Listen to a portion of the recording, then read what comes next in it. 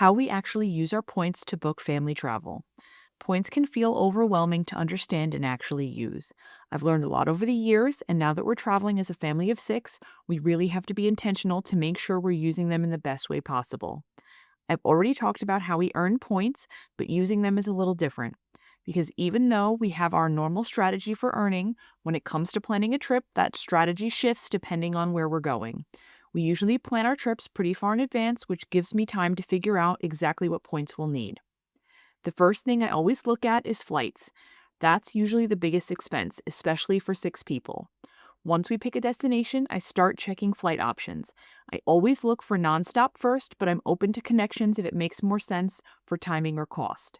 When I'm first starting, I'm not even using points yet. I'm just figuring out what exists. I'll use Google Flights or Kayak to see which airlines fly that route, what the best times are, and what it realistically looks like for our family.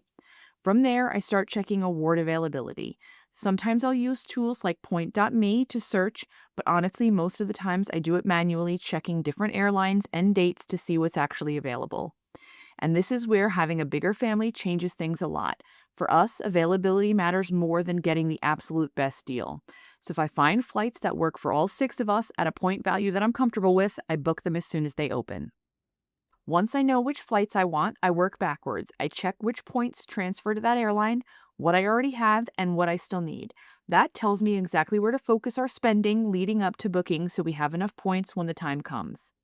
Next is hotels. For a long time, we were very loyal to Marriott. We used their points and free night certificates for almost everything. But over time, their points have been devalued, and as a bigger family, room options can be limited or just too expensive if we need multiple rooms. So now we still check Marriott first, but we're much more flexible. I'll start by searching the city to see if they have rooms available that will fit all six of us, or what it would cost to book two rooms. If that doesn't work, I move on pretty quickly. A lot of times we'll book Airbnb or other hotel brands instead. I'll use things like the Capital One travel portal to apply points or take advantage of travel credits, as well as the Amex Platinum to help offset costs. If we're not using a Marriott, I almost always try to find a place where we can all stay together in one space. It just makes things easier with the kids.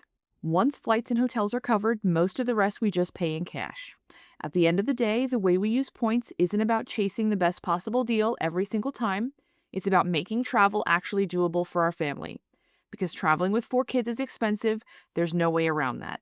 But using points strategically lets us take trips we probably wouldn't take otherwise, or take them more often without it feeling overwhelming financially. And that's really the goal. Not perfection, not maximizing every single point, just using what we have in a way that works for our real life. Please like and subscribe to follow along for more.